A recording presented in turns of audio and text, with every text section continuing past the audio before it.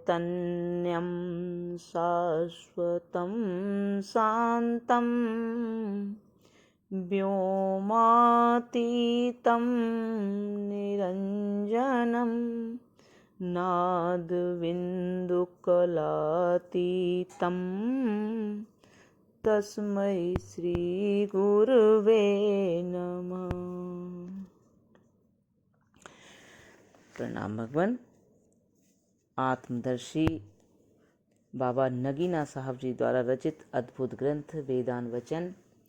भगवान ज्ञान कांड चल रहा है और ज्ञान कांड का आज एपिसोड होगा 64।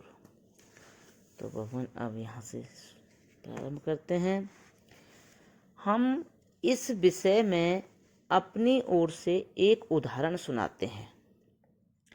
कल्पना करो 10 मनुष्यों ने जो यात्रा करना चाहते थे 2-2 रुपया चंदे की भांति एकत्रित करके एक साझे का टट्टू खरीद लिया, जिससे यात्रा में उस पर अपना बोझ लादें।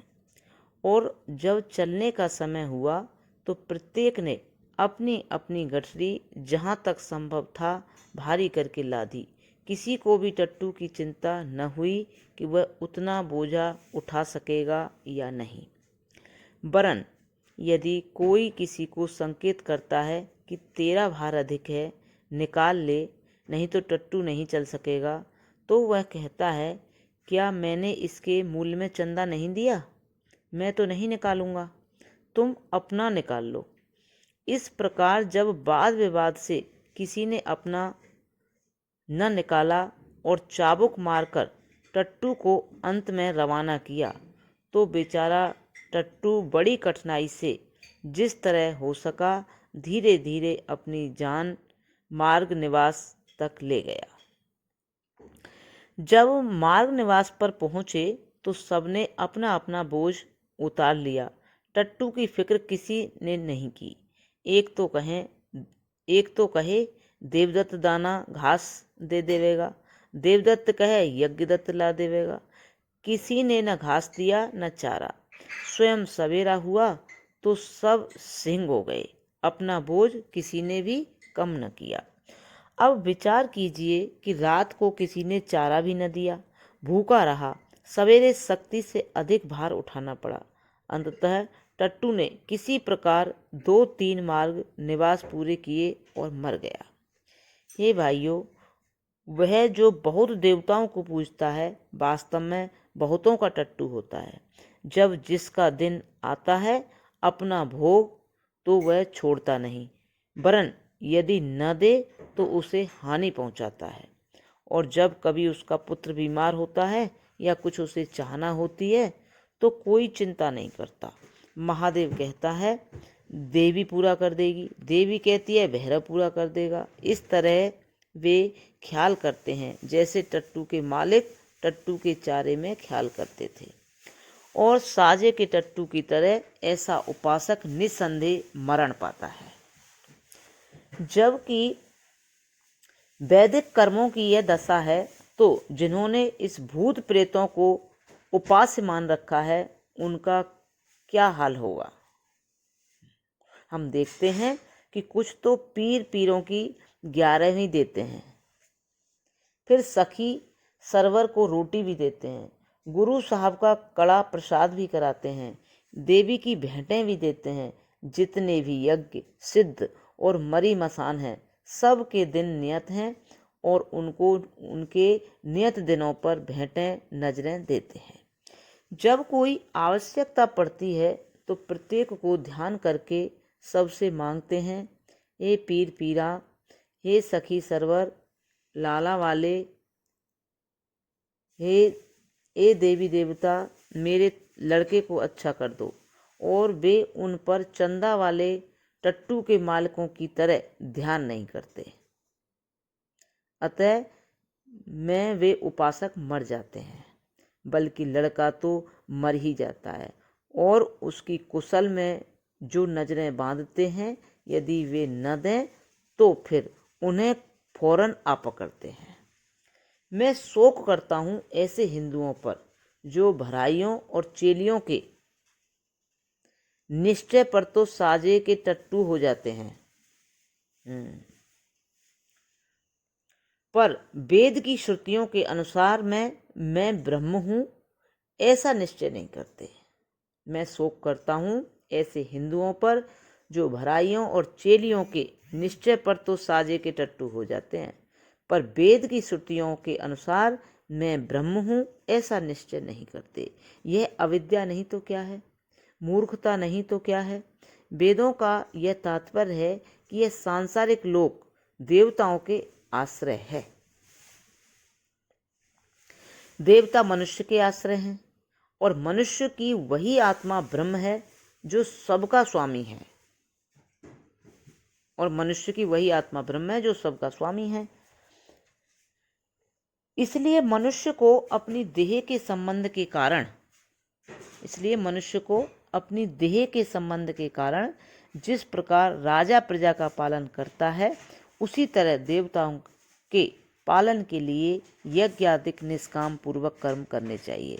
और मैं ब्रह्म हूँ, उनका स्वामी सर्वरूप हूँ, ऐसा विश्वास रखना चाहिए। यह तो उन्हें खबर नहीं, विरुद्ध इसके स्वामी होकर दास बनते हैं और नजरें भेंटें तथा बलियां धन दौलत के लिए देते हैं, जिससे कुछ भी लाभ नहीं, क्योंकि जो कुछ प्रारब्ध है उसे तो ब्रह्मा भी नहीं पलट सकता, सखी सरवर क्या कर सकता है, अथवा पीर पीरों से क्या हो सकता है। मेरे विचार से उस ब्राह्मण की तरह होना चाहिए जिसका उल्लेख उदाहरण की तरह मैं आगे करता हूँ। देखिए, 2 ब्राह्मण तप के लिए वन में गए, जहाँ सिंह, व्याघ्र, श्वान आदि हिंसक जंतु विद्यमान थे। जब वे तप करने लगे तो वे जंतु आकर उन्हें कष्ट देते थे। एक ब्राह्मण ने चिंता की और प्रत्येक का आहार एकत्रित किया। जो जंतु आवे उसका आहार थोड़ा सा उसे दे देवे, और फिर जब वह चला जाए तो जो दूसरे दिन अवश्य आवे।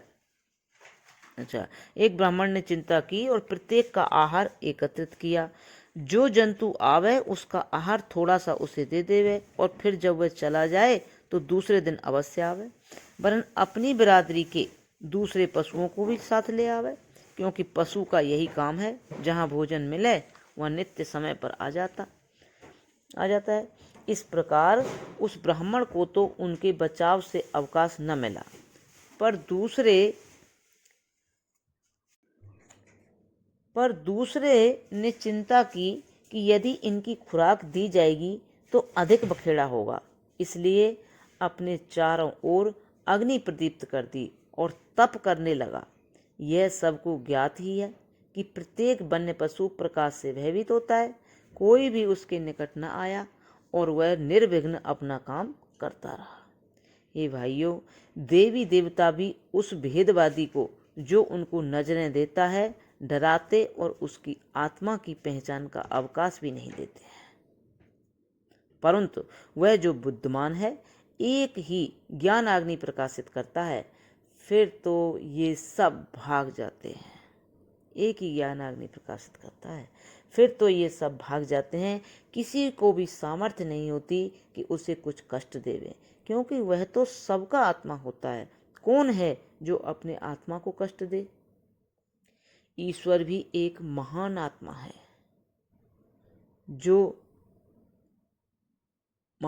है, जो सब देवताओं का स्वामी है। हाँ, परंतु यह ज्ञानी तो उसका भी आत्मा होता है। क्यों कर विचार उत्पन्न हो सकता है कि अहम ब्रह्मास्मि के निश्चय से ईश्वर अप्रसन्न होगा और कष्ट देगा?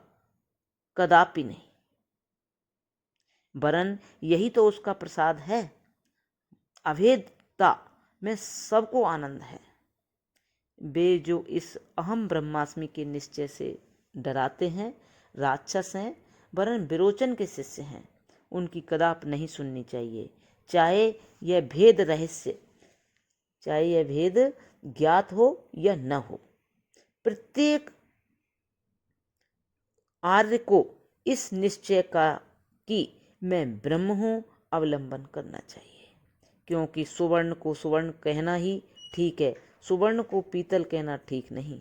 और चूंकि ज्ञानियों की रत्न पार की दृष्टि और वेद की श्रुतियों से भी यही सच है, तो उसके विरुद्ध विश्वास करना भेदवाद और कुफ्र है। कुछ भाषाविद कहते हैं कि यद्यपि यह सत्य है तो भी इस निश्चय में अहंकार पाया जाता है, इसलिए भी यह निश्चय ठीक नहीं।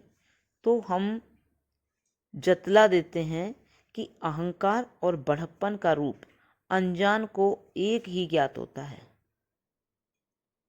अहंकार और बड़प्पन का रूप अनजान को एक ही ज्ञात होता है।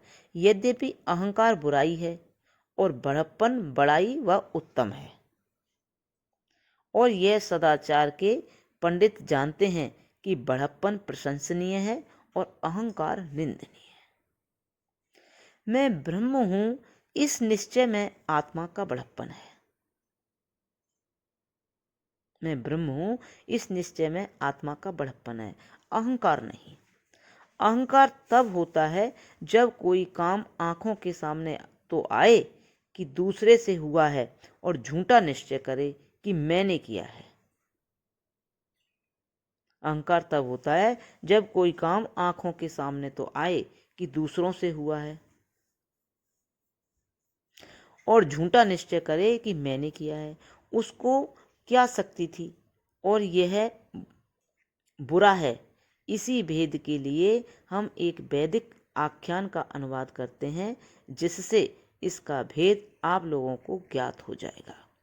हम सामवेद की तलवकार शाखा केनोपनिषद में सुनते हैं कि ब्रह्म ने, जो आत्मा है, देवताओं को असुरों पर विजय दी। जब इस प्रकार ब्रह्म ने देवताओं को उन पर विजय दी तो वे गौरवान्वित हो गए और उन्होंने अहंकार किया कि यह हमारी विजय है, हम ही थे जो ऐसी विजय लाभ की, हमारा ही यह काम था और हमारी ही यह बड़ाई है। क्यों ना हम अपनी बड़ाई करें, हम तो बड़ाई के योग्य हैं। कौन है जो हमारी शक्तियों का सामना या अनुमान कर सके।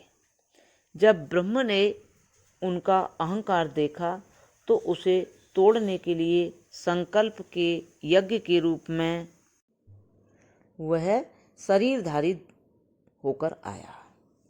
जब ब्रह्म ने उनका अहंकार देखा तो उसे तोड़ने के लिए संकल्प के यज्ञ के रूप में वह शरीरधारी होकर आया। उन्होंने न पहचाना कि यह कौन यक्ष है। उन्होंने मिलकर अग्नि देवता से कहा, हे जातवेद, इसको जानो कि यह कौन यक्ष है। उसने कहा, अच्छा। तब वह उसके पास गया। अभी अग्नि देवता ने कुछ नहीं कहा था कि यक्ष बोला, तू कौन है जो निधड़क यहाँ आया है। निधड़क, उसने कहा, मैं अग्नि देवता हूँ और जातवेद मेरा नाम है।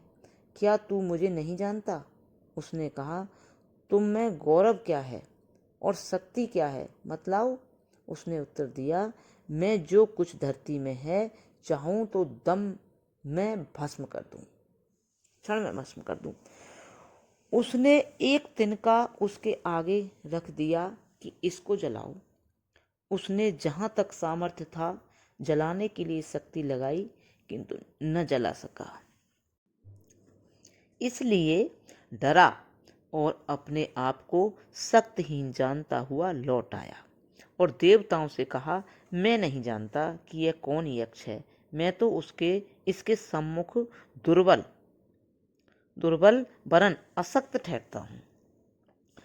फिर उन्होंने वायु देवता से कहा, हे मातृश्वा, तुम इसको जानो कि कौन यक्ष है। उसने कहा, अच्छा। तब वह उसके पास गया। अभी वायु देवता ने कुछ नहीं कहा था कि यक्ष बोला, तू कौन है जो निधड़क यहाँ आया है। उसने कहा कि मैं वायु का देवता हूँ और मातृश्वा मेरा नाम है। क्या तू मुझे नहीं जानता।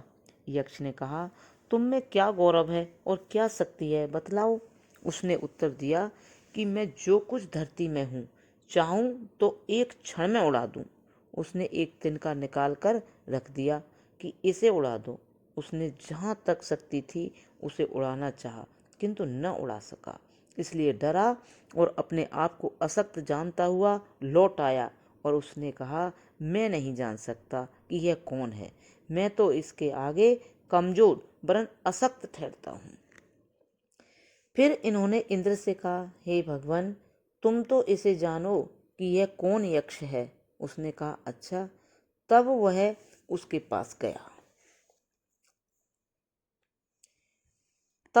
पास गया। अभी वह निकट नहीं पहुंचा था कि वह यक्ष अंतर्ध्यान हो गया, क्योंकि वह उसे अपना मुंह दिखाना नहीं चाहता था और उसका अधिक तिरस्कार करना चाहता था।